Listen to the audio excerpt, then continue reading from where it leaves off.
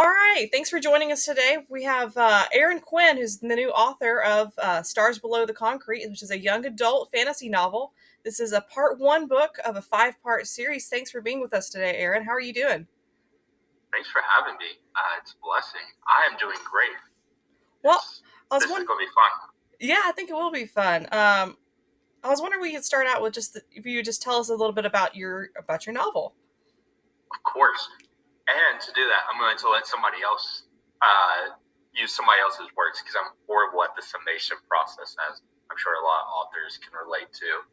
So, like you said, it's a young adult fantasy. It's the first in a five-part series that explores a lot of themes that we're used to in all the novels that we love to read, right? It's got a little bit of everything from exploring longing for love. It deals with life, death. It deals with tragedy. So it has a lot of themes. But wrapping that up, it's about the main character, Sparrow, waking up from yet another abusive night. When she does, she somehow finds the courage to escape her abuser and run.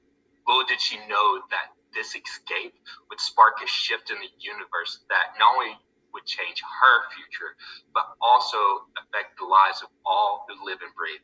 A chain forms a link between her and the other main protagonist, Pillar, a boy turning man wrestling with grief.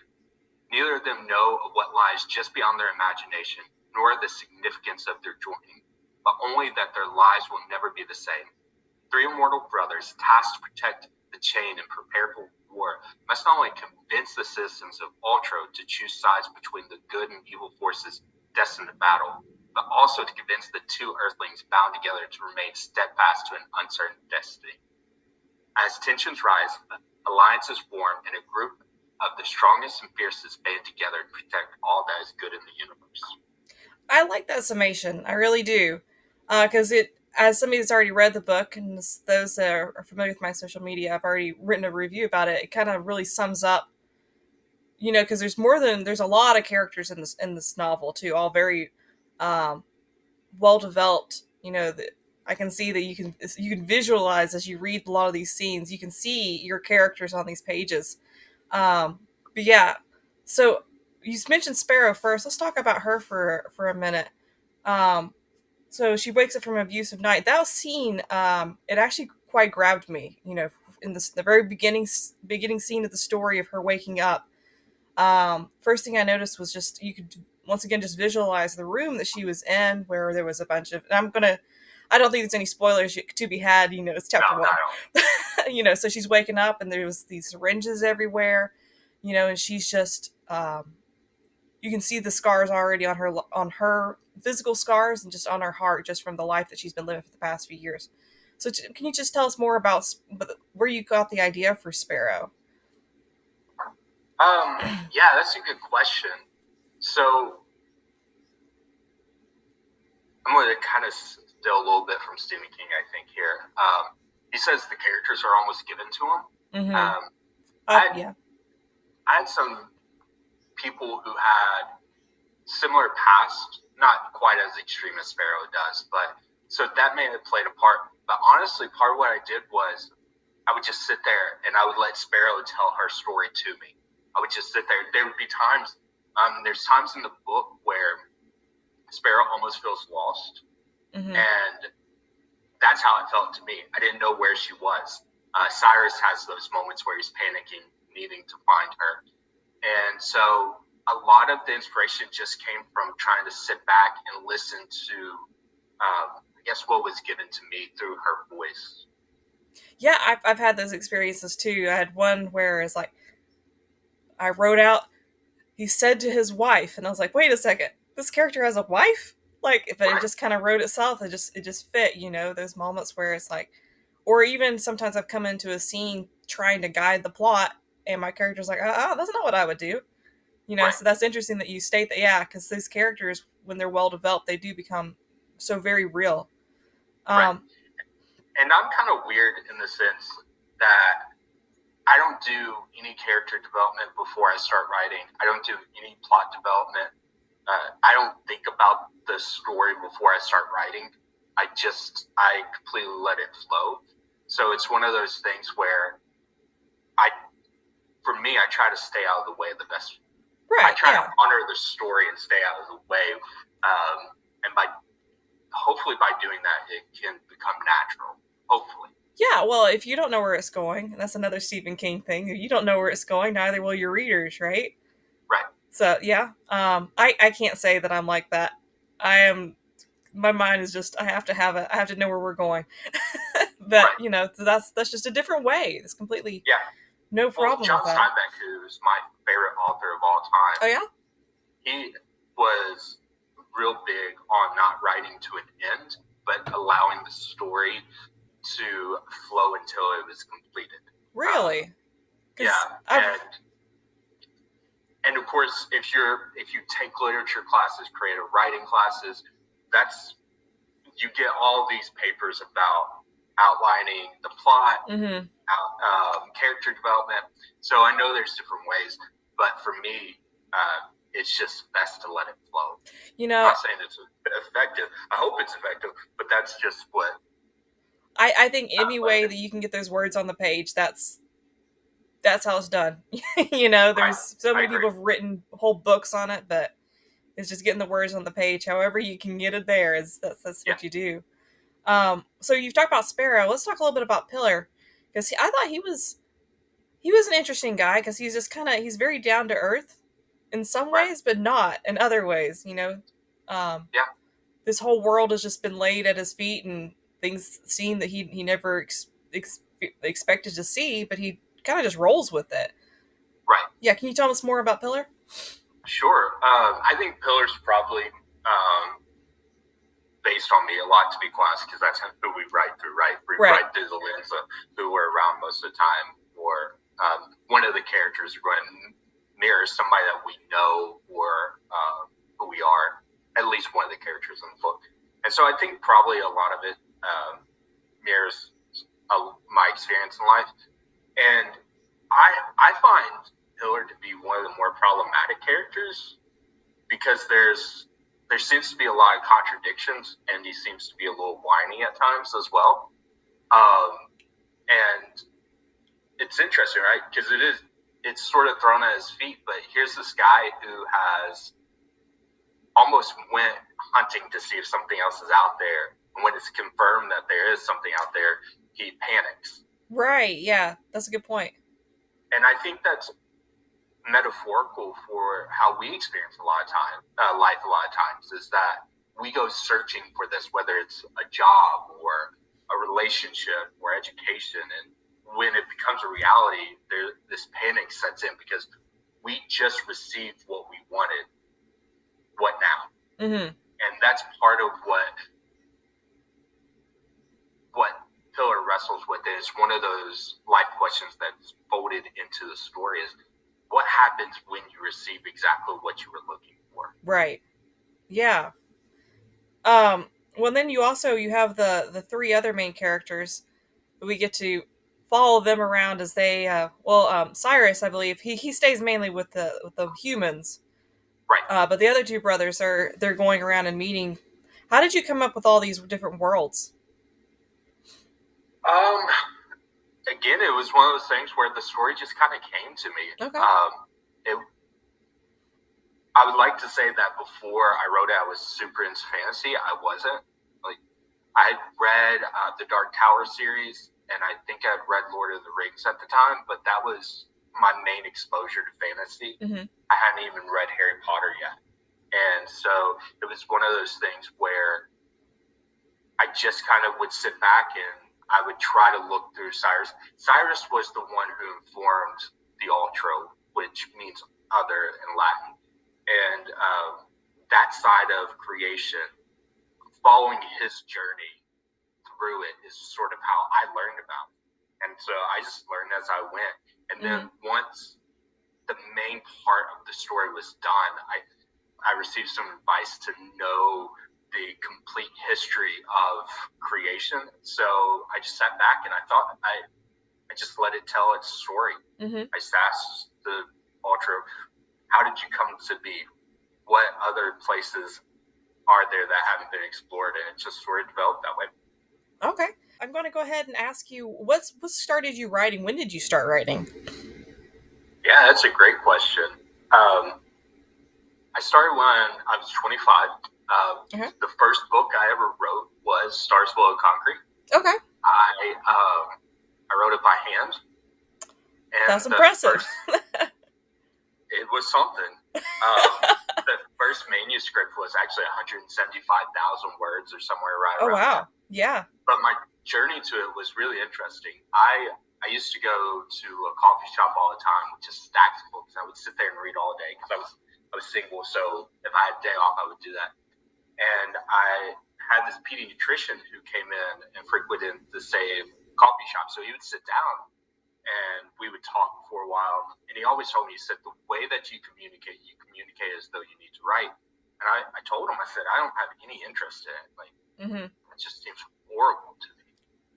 And then I wrote one day while I was waiting on some friends to come over for a movie, just listening to a CD, and I wrote a 12-line poem, and it ended up being Stars Below Concrete. And I was in a park the next day after I wrote it, and I was like, I think I could turn this into a novel. Yeah. But it felt really weird to think of it that way because I hadn't even written a short story at that point. So I legitimately, what I did was I sat down and I said, okay, God, literally, I'm sitting in the middle of the path in the park. And I said, okay, God, if this is me, let it pass. If it's you, give me the main name of the female and male protagonist, and I'll write it. And right as soon as I said that, a caterpillar crawled by, and I said pillar. And then as soon as I said the name pillar, a bird squawked, and so I was like, Sparrow. There you go. Said, let's go. So I started writing, and I just haven't stopped. So I'm 39 now, so it's been 14 years. Hey, and that goes by faster than you think, too. It's like, how long have I been doing this? I tell people I fell into a time warp, and here we are. Yeah, that's what it feels like. It is, yeah. So, well, it's interesting you mentioned poetry. I can't do poetry. I don't know why. It's like as there's a mental block there. I can write prose all day, but it's like the poetry is like, maybe a limerick. Yeah, it's different. It's a different way of thinking, for sure. And I had somebody tell me when I started, they were like, listen, there are people who are good at poetry, there are people who are good at prose, very few people are good at both. And I was like, oh, well, that's encouraging. And so, I wrestled with it, but I love writing poetry. I don't know if I'm good at it, but I love doing it. I love, it's my form of painting. I would love to be able to paint or do charcoal, but I can't. But I think poetry, and from the feedback that I've received, I think that's what happens with my prose too, is I'm kind of painting with it. You are, yeah. Yours is very, very visual. I feel like when I was reading a lot of your stories that I was in the room with your characters, It was just very clearly painted. And a lot of it was poetical in its own sense. Like with Midas coming out, there's not much poetry in Midas. I've tried to improve my prose over time, but it was just almost like there was a song behind what you were writing. I could tell that you were a poet. So I don't know about this. If you're a poet, you can't write prose thing. I don't know if that's if that's accurate or not.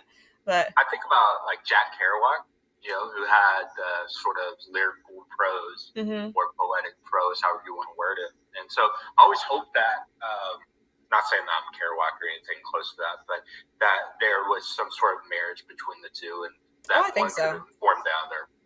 Well, there's just something about beautiful writing that just keeps you going, Yeah, I agree. All right, so I guess our next question, at what point do you think someone should call themselves a writer? I think you should call yourself a writer if you're writing. Okay. It's that, I'm going to steal a little bit from Stephen King again. If you're not writing, then you're probably not a writer. Yeah. But if you're writing, then you're a writer. and that's sort of the beautiful thing is, I think, is that if you're writing, then you're a part of this beautiful history. Like, you have officially stepped into the annals of all the writers who have ever existed. It doesn't matter what you're writing. It doesn't matter the quality. Nothing matters. You're stepping into the full history of writing that moment you decide to write. And I always think people should embrace that, because it's an incredible thing to know that you're partaking on a journey that may be one word long, or it could end up being the rest of your life. But as long as you're writing, I think you're right. Well, I think we had an agreement on Twitter the other day, where there was somebody was she had said, "Oh, I must now be a writer. I've received my first rejection." It's like, you were a writer long before that. If you're putting words to a page, you are. And I think sometimes there's that imposter syndrome that we can easily fall into. Right. I think part of it is that we kind of, as a society, get obsessed with becoming published. Yeah. And we don't feel like we're a writer till we're published. And I don't think your goal as a writer should ever be to become published. If that becomes part of your narrative, that's amazing. But that shouldn't be the reason you write. It shouldn't be the only reason you write. Right. Because you may or may not ever get published. You may or may not ever have anybody who reads your work and enjoys it. So the question when it's about writing is, when you sit down, whether it's by hand or in front of a keyboard, do you get life from that experience? And if the answer is yes, then forget publishing. Publishing doesn't offer you more life. It offers you a lot of trouble sometimes. A ton. But if you feel life when you're sitting down to write, then nothing else matters. Let the narrative, your life narrative, take it where it will. But just enjoy it, because it's a beautiful thing to be able to partake in that journey. Well, I feel like just writing has helped me learn, too. As you sit and you literally walk a mile in somebody else's shoes, just for a chapter or two, as you're writing. I mean, to really fall into what would it be like to be in this situation, and then I don't know. I feel like I'm far more empathetic as a writer than before I started writing. I don't know if that's the same for you or. Yeah, it's just, because you have to know the characters, right? Right. And both of us are writing in the YA genre, and so you have to know it in a different fashion too, because you have to be able to communicate it. That's so true. There's one thing to know your character, but to be able to communicate it is a completely different thing. Oh, and, yeah. For me, I was bullied all my life. Like, from the time I was 4, when I was 4 in preschool, I had like a kid sitting on top of me, beating me up. Like, so this world hasn't necessarily been a very comfortable thing for me to experience. And but writing was the first time I felt comfortable with anything. I sat down. That blank screen didn't threaten me. It wasn't. It didn't cause me anxiety. I just felt at home. And that's why I think I encourage people to find that, is because when I started writing, I didn't know where it was going to take me. But I knew that every single time I sat down to write, I felt safe. I felt at home. I felt like I belonged in that moment. And there's probably very few times in my life where I've actually felt that. So when did you start having people read your writing? I was super arrogant when I first started writing, so I thought I was like Steinbeck and Tolkien put together. And so, like, as soon as I finished it, I didn't even proofread it. Right. Like, I legitimately went to Staples, spent way too much money to print a 175,000 word manuscript. And so I had people right away start reading it. Okay. Luckily, I got some really, really good feedback. I even started submitting it to agents right away. Like, legitimately, I was just, I could not be stopped. It was amazing how arrogant I was to begin with. But that's where I got some of the best feedback was, hey, you have something going here, but here's the things that you need to correct. Mm-hmm. And that's the one thing I think I would tell people is, like, if you really want to honor the craft of writing, so there's writing because you love it, and then there's the honoring the craft of writing. Mm-hmm. If you want to honor the craft of writing, you have to listen when people give you negative feedback, because it's the most important thing that will show writing and that you respect it. Do you think that might be what separates a quote unquote writer from an author? I think so. I think that, and when you decide you want to tell somebody else a story for their enjoyment, Mm-hmm. rather than telling a story because you want to be heard, I Mm-hmm. think that's when the light switches. Because so many people approach me like, I have a story that I need to tell. Mm-hmm. Okay, that's cool. Write it. I think you totally should write it.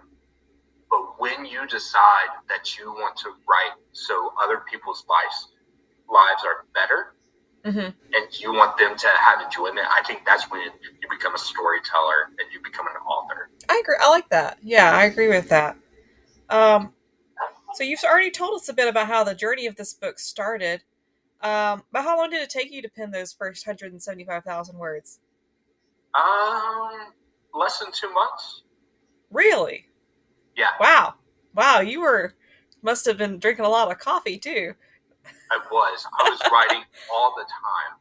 And luckily, I'm pretty quick with writing in general. On a good day, when I sit down to, like right now, I'm working on the second book, and I'm sure we'll talk about that later. There's a couple of scenes I have to add.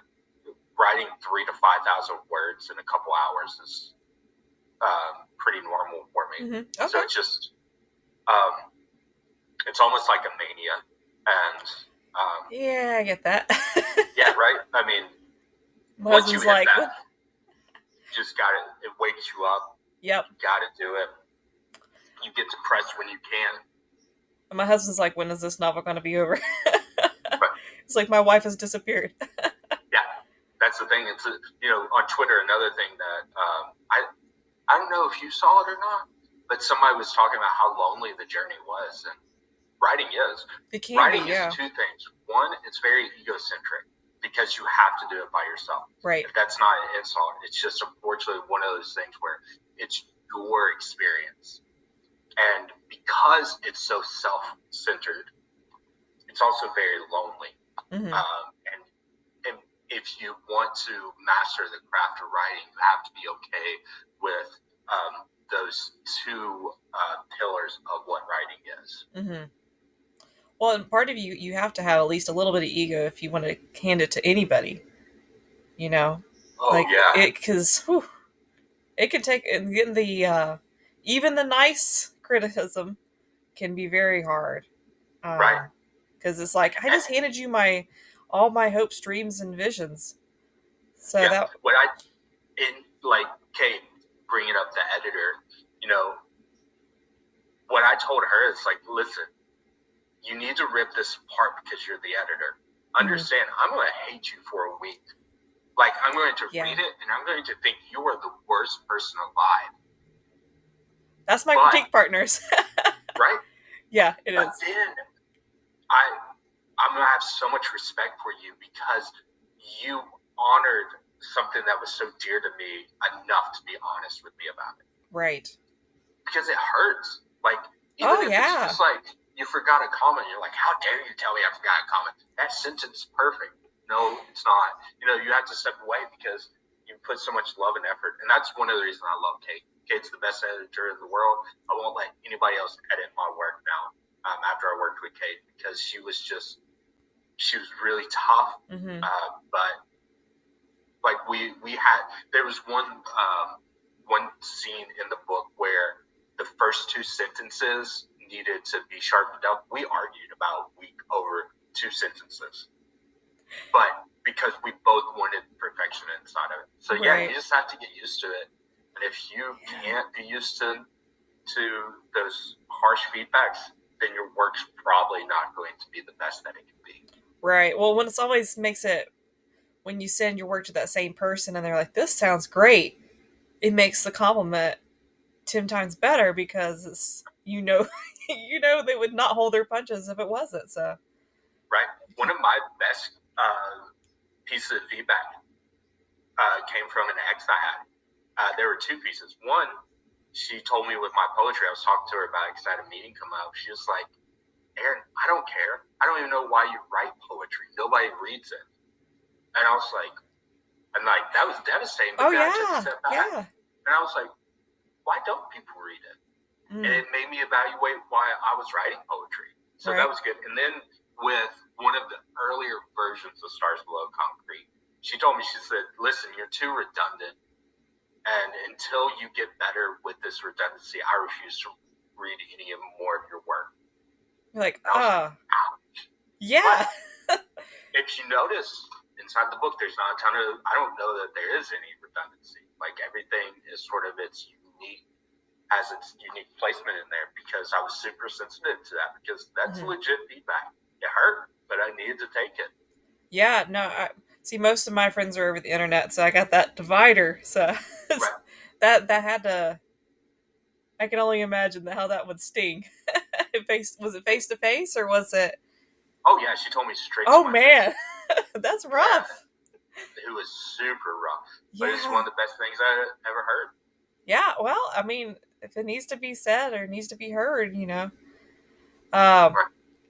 that's. Most of mine are my biggest critiquer and the one that's been harshest for me is all the way in Germany, so I can always just ignore him for a little bit. Right. So that's been nice. Yeah. Well, I guess next question is, well, you already told me about what your schedule's like when writing a book. It's everything else, I guess, and then just whenever you can, just Yep. Typically, I have a coffee shop. For some reason, I can't write at home really well. So it's normally at a coffee shop. I am unfortunately one of those cliches with the earbuds in, typing away, thinking I have the next great American tell. But it's how I focus. Hey, whatever you got to do.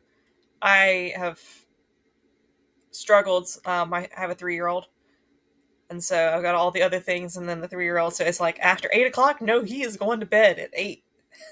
There is no extensions or anything, Yeah. Well, of course, life happens. That's not always the case, but we shoot for that. Right. You have to seal off your writing time, otherwise, it's just not. You won't get done. And I'm very lucky with my wife. She's very understanding of it. I think communication helps. Right. Like one of the things that was hard when we first got married, we've been married almost 7 years now. Oh, nice. Wow. Yeah, that's pretty intense. Was I would write, like I would spend 3, 4, 5 hours writing. Right. And then either she'd come pick me up or we'd meet up or something. And I didn't want to talk to her, and I didn't understand why. Like I wasn't mad at her or anything, but there was this definite quietness about our interaction. And so I'd ask myself why. And what I realized was that adjustment from writing, being so intensely focused on writing, to interacting with the normal world again was very emotionally violent for me. And so I needed time to ease back into it. So being able to communicate that to her, let her know, hey, there's nothing wrong with you. I'm not mad at you. Right. I'm just trying to figure out how to get back into this world, this normal world. And so I think that's been one of the big things is being able to communicate with that. So she knows, hey, I need to be at a coffee shop to write. I promise I'm never mad. I'm not mad when I come out. I'm just trying to refocus and stuff like that. And she's been great with understanding it. Do you ever find yourself just continuing to think about your characters long after, or when you're doing other things? Yeah. Oh, all the time. Like if I could give everything else up and just write, in terms of like job and stuff like that, not my wife. And her. I don't want to give up my wife. That would, because that's all I want to think about. That's all I think about. It's always in the back of my mind. And it's typically more than one book at a time too, or more than one type of project at a time. What other projects do you have going on right now? So we're currently working on the second book of Stars Will Concrete. Mhm. It's called Battles. So Kate Okay. has done her first initial read through. She's given me her feedback, so I'm adding a few more scenes to it. Okay. And then, so there's that. I'm working through formatting and editing a poetry collection called The Cracked Green Door, and that will probably be out within the next couple of months. I'm also, when I'm not working on those two things, working on another novel called Beneath the Old Georgia Pine. It's a Southern literature one. Oh, okay. And That then sounds interesting. working on compiling a short story collection. Gotcha. And you did mention that you had been published in some of these before. What all have you gotten published? Like, is this mainly short stories or poems or? Yeah, no short stories. I haven't pursued that. I can't decide if I like writing short stories or not. I think I do. So I keep going back and forth what to do with that. But I've had poetry published on some online stuff, newspapers, and then the big one was UTC did a publication called Catawba where they published some poetry there, which was an incredible honor. I had a novel that was published, traditionally published, not like subsidy or anything, traditionally published through a now collapsed publishing company. So that was early on in my writing career too. And then I wrote for a comic book that was published by Head Shrinkers Press a while back. So okay. One issue was published, and so much fun getting that done. And it's cool because the illustrator and the guy who came up with the concept, and I got to write for him, he's working for Walnut Street Publishing now too. Oh yeah, is he the illustrator? Yep, that's doing the cover designs and all that? Eric, okay, yeah. Yep. Gotcha. So what comic book was that? It was called Grey. Okay. And so it was a horror comic and dealt with a lot of psychology and stuff like that. So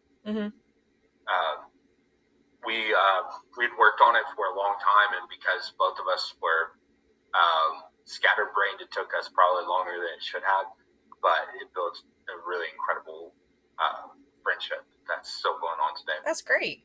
About the traditional publishing book, what did that look like for you? It was, randomly enough, it was the book that I wrote because my friend challenged me on one of those write a novel in a month things. Like NaNoWriMo or something like that? Yeah, something like that. It was so long ago, I can't remember what it was at the time. And so I just kind of peppered it around. It was the same thing. I didn't bother getting it edited. And a publisher, Tape Publishing, contacted me, offered me marketing deal and all that stuff. Nice. And I was like, oh, cool, let's do this thing. So, I got that published. Didn't know what I was doing with it at the time. Yeah, I understand. But it kind of built a foundation of what to expect. And it also built a foundation for how I wanted to help other people pursue publishing as well. Well, now you're with Walnut Street Publishing. How did that happen? Oh, man. So I've been talking with Steve. So Emily Chatan, Steve Redball, brought me on, and I've been talking to Steve for a couple years about some missionaries that he supported, and kept going back and forth on ways to support them, and we're trying to figure out the best way to do that. In the middle of that, he and Emily were working on trying to format a book for a pastor, Don Walker, for Don Walker's family. But a lot of Don Walker was super loved, so a lot of people contributed to this book, and when they contributed to the book, they sent a ton of different formats, and so they were trying to figure out how to format the book, and they didn't know, they had reached some roadblocks. So they brought me and asked me if I could help. When I showed them that I could help, they're like, hey, this might be a good fit when we start the publishing company, and so it started that way. Okay. Yeah, I can only imagine. I hate formatting. And It personally, I was. have to get it right. Like I can't keep writing if it's going Yeah. crazy on me. So, that seems like a nightmare to sort out, Oh, though. so, like it was, and it was just again, it was because so many people wanted to contribute, and Right. Which is um, great. Great. You want everybody to contribute. That's yeah, fantastic. yep, So it was. Don Walker, is that somebody that's local? No, that was a pastor, I think, in Indiana, if I'm not Oh, mistaken. okay. He's passed Huh. away. It was somebody that was so close to Steve. Oh, okay. Really big, big connection there. And there's a much longer story to it, but it was somebody that was just really important to him. Okay. Well, let's go back to talking about your characters for a bit, if that's all right, because I'm going to try Yeah, to love to. steer into having you plug your book and then the next one. Of Um, course, for sure. so so if you when you were doing research for this book, how much research did you have to do for writing this book? So honestly, I didn't do hardly any. Mm-hmm. The bit of research I did was when I wasn't comfortable with the main antagonist, Mm-hmm. Michaela. I didn't know what to call her spot of creation for a while, so I went and I researched. I knew the history of hell and the underworld in terms of biblical history, but I researched some of the Greek mythology, and that's how I came up with Tartarus. Right. So there was a little bit of research with that, and then there was a bit of research with the characters of Manavania, because I love hobbits. I want everything and everybody to be hobbits, but I didn't want to call them hobbits because I Right. didn't want to rob from Tolkien. So I did a little bit of research with characters that looked like what was in my mind, and that's how I came up with the brownies and stuff like that.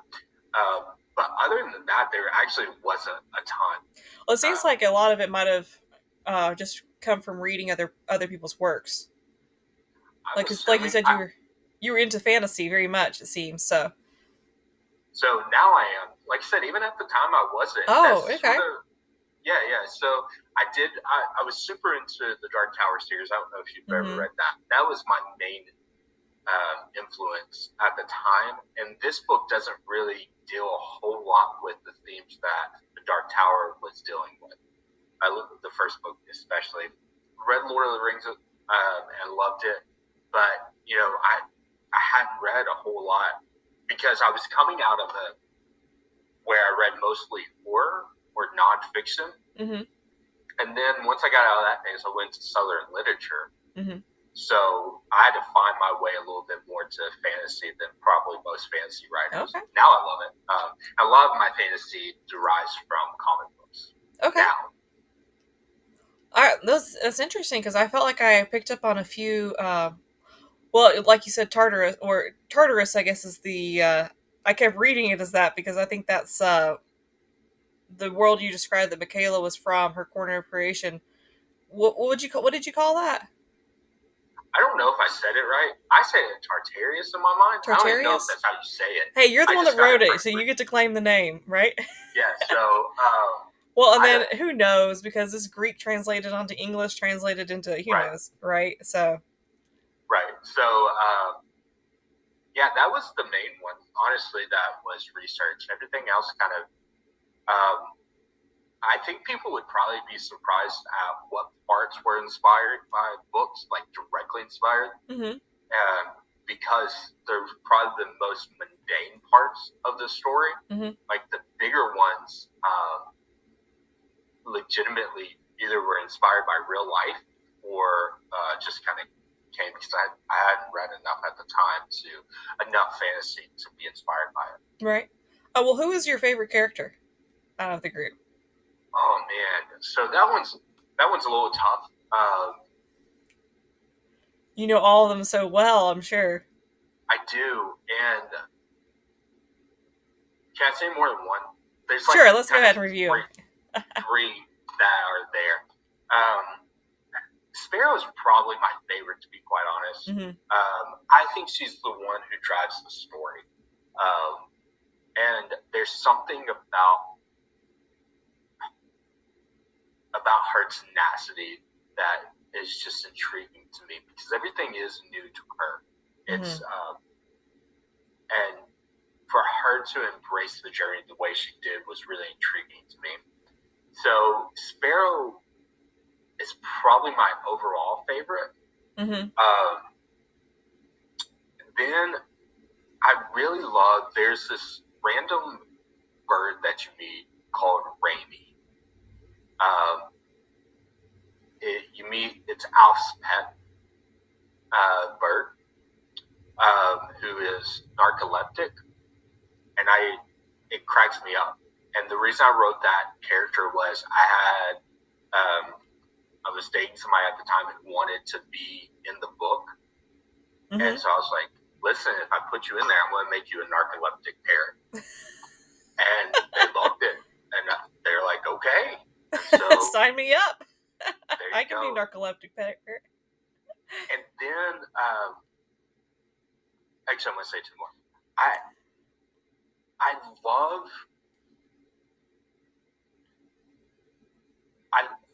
love Cyrus, because I think he's got a difficult task. I think he probably has the hardest task. And this juxtaposition of being like this divine son and having to deal with Sparrow and Pillar, right, is really intriguing to me. They don't make it easy for him. Not at all. Especially like some of Pillar's, because Pillar's struggles seem so petty at times. And then I love Madam. Just in my mind, I see this really caring, earthy woman who just has incredible sage advice that's just so kind. And so that motherly sort of maternal instincts that she has, I think adds a bit of a good foundation to the story. Well, and she showed up. She's the one that Sparrow goes to, right, when she's hurt. Yeah, Cyrus takes her to. She was exactly what Sparrow needed to at that moment, Right. She was. And that's kind of her role. I feel like is she's sort of that. You don't think about her a ton, but when you need somebody, she seems to be there. Which I thought it was interesting that I think it was at the end you brought them all back to her place. When everybody was united. Maybe. Well, I don't think that's too big of a spoiler, but yeah. But yeah, so you incorporated her, and she's just kind of what binds people in a lot of ways. So that's a good point about her. So this is part 1 of a 5-part series. In a lot of ways, it seemed like you were setting the stage for the novels to come. So what you said that book 2 is now with Cade. When are y'all planning on releasing that, or what's your timeline looking like? If everything goes as planned, every year in March, a new book's going to come out. It's around my granny's birthday, so I was raised by my grandparents, and to honor her. Oh, that's great. Yeah, so should be March 2023. There's not a lot of, there's the normal issues of first drafts and stuff like that, but this draft was actually a lot further along than Starts With Concrete. We still were able to get it out. So, yeah, it should be no problem to get it out by March 2023, mainly because Cade's a beast, and she is incredible what she does. All right, well, where can we find you on social media? Yeah, using Hobbit. That's my Instagram and Twitter handle. I'm really bad at both of them. So if you want to hear random takes that probably don't matter to anybody, go to Musing Hobbit on Twitter, and Instagram is where I'll update. I kind of do Facebook, but not a whole lot. I legit forget about Facebook a lot of times. So just look up Musing Hobbit on either Instagram or Twitter. It's fine. And that's musing as in one who muses, like who thinks through things. Yeah. I'll put something at the bottom, just spelled out, so that people can find you. I don't know why I didn't do Steady Hobbit, because that's I was wondering how I could swap your name for Steady Hoppin in the left corner of your screen, I but probably I should might have done just that. leave it. So with the So, Hobbit theme. so let's do this. So one of the things, I play Hero Wars. It's a game. Hey, there you go. Huh. It's a game online, and I call myself Steady Hobbit on there because I just hoard all my materials, and I just do the daily task. And I'm not really good, but I'm not really bad. I'm just kind of steady. And so I like it though.